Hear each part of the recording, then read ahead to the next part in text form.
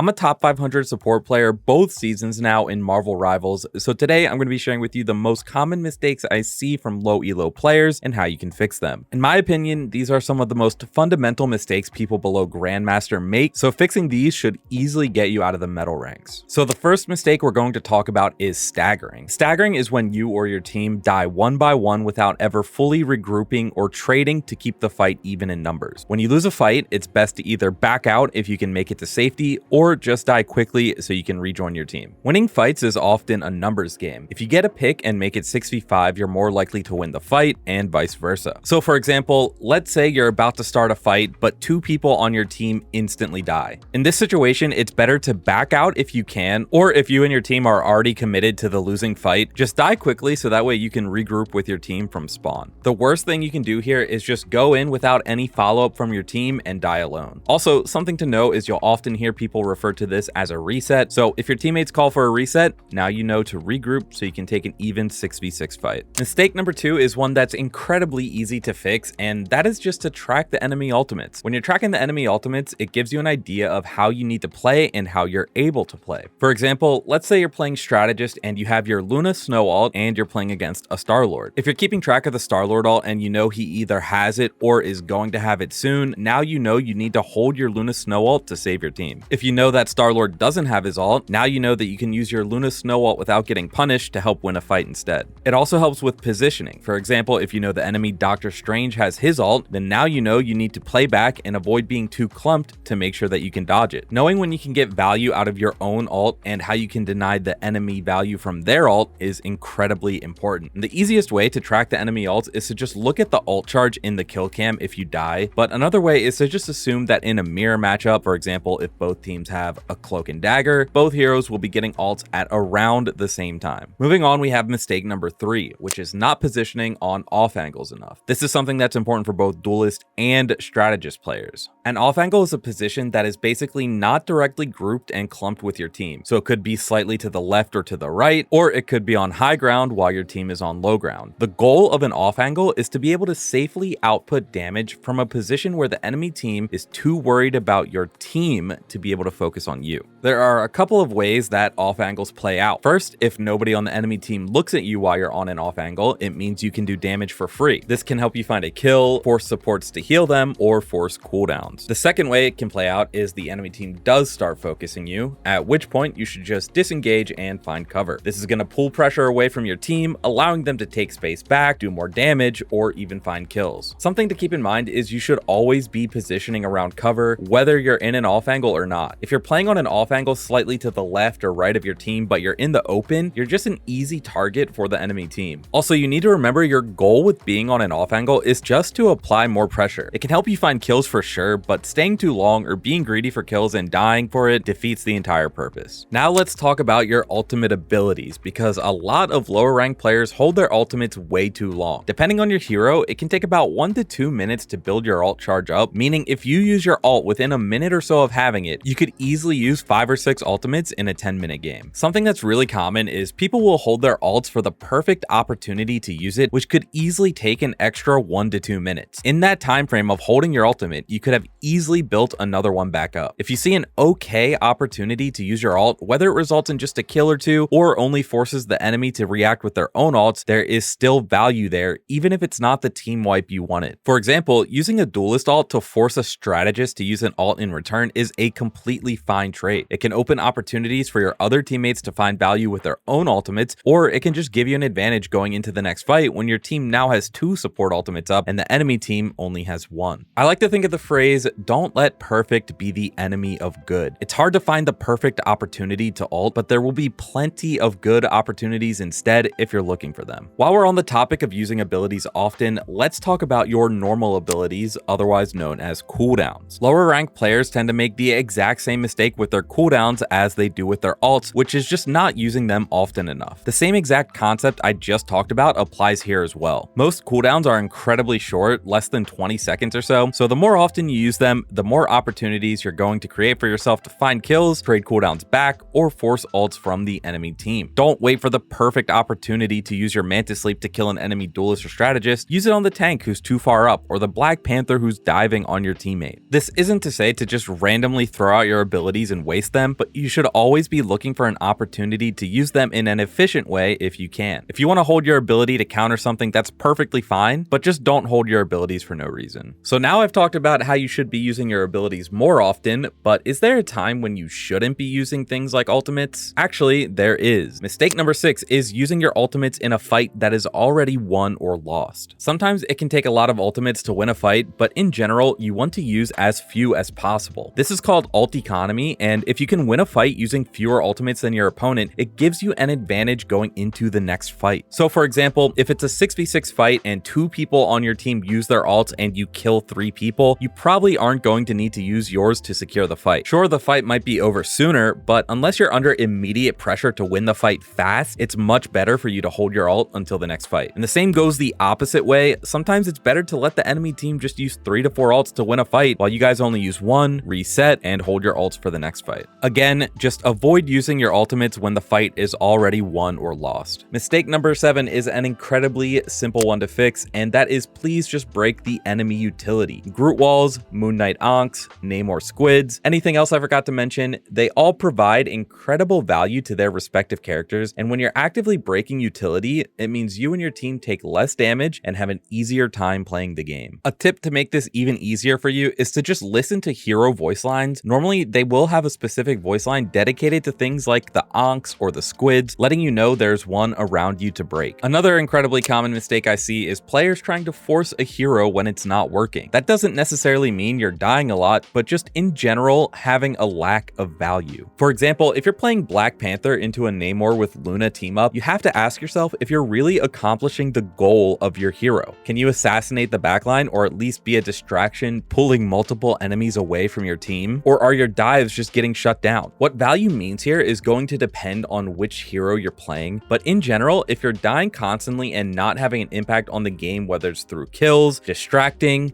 or even holding space if you're a tank, then that is personally when I would consider swapping to a different hero. If you force a certain hero when it isn't working for too long, all you do is leave the rest of your team at a disadvantage. Before we move on to mistake number 9, if you're enjoying this video or finding it helpful at all, please consider leaving a like and subscribing. It really helps me out. And also, if you have any questions or want to watch me play the game live in top 500, I stream every single day over at twitch.tv/brush. So moving on, we have mistake number 9, which is mainly targeted towards duelist and strategist players, but that is simply not having enough uptime. Uptime generally means how consistently you're doing damage, or in the case of supports, damaging and healing. You should always be looking for opportunities to do damage as often as possible, especially as a duelist. It puts pressure onto the enemy team, which can force them to use resources, give up space, or even find you a kill. It's also important to help build your ult. The more damage you're doing, the faster you're building ult charge. Way too often in lower ranks, I'll see the duelists standing way too far in the backline,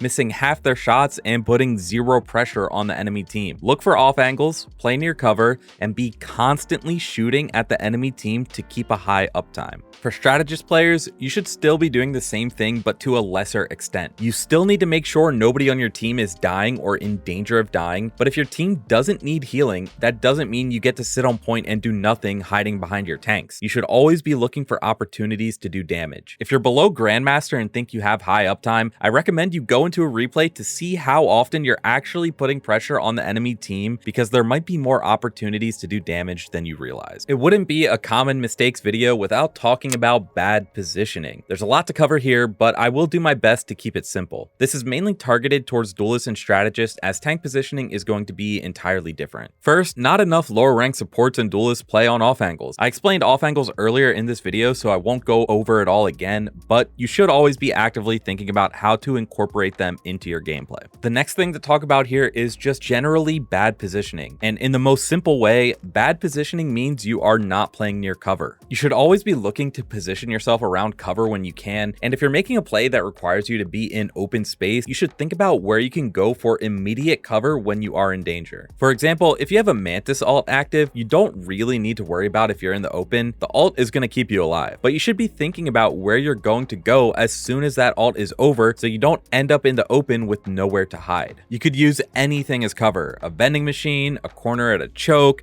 a random wall, but in general, you always need to think about where you can go to safely hide and wait for healing or cooldowns as soon as you're in danger. Finally, the last positioning related mistake I want to talk about is overextending. If you are alone and too far up past your team, it's incredibly easy to get focused by the enemy team and get picked off. A lot of players who play dive heroes think they need to be in front of the enemy spawn trying to kill the supports as soon as they leave base, but all that happens if you're too far forward is the entire enemy team turns on you and now it's a 5v6. So always try to keep an idea of where your team is and ask yourself, can my supports or tanks help me get out if I get CC'd? Am I in line of sight of my support so I can get healed? Can my team capitalize on this space I'm making by walking forward and collapsing on the enemy team while they try to kill me? If the answer to those questions is no, chances are you are overextended. Finally, we have mistake number 11, which is tunnel visioning. Tunnel visioning is when you're too focused on one specific target or goal and don't pay attention to what's going on around you. For duelists, this means spamming all your shots into one target who isn't killable, missing the fact that there's someone else who's completely vulnerable and in a bad position. For strategists, this means you're spamming heals on someone who doesn't need it while the rest of your team dies around you. You should do your best to not tunnel on one target for more than a few seconds. Shooting the tank but they're getting healed to full health, look for a duelist or strategist to target instead. Healing your tank in the front line, if they aren't critical anymore, look around you to see if your other support or duelist needs healing. In general, just pay attention to what's going on around you as much as possible. So those are the 11 most common mistakes I see in low elo Marvel Rivals. If there's anything I missed, please let me know in the comments down below and I can include it in a future video to talk about. I hope these tips helped you and good luck with the climb.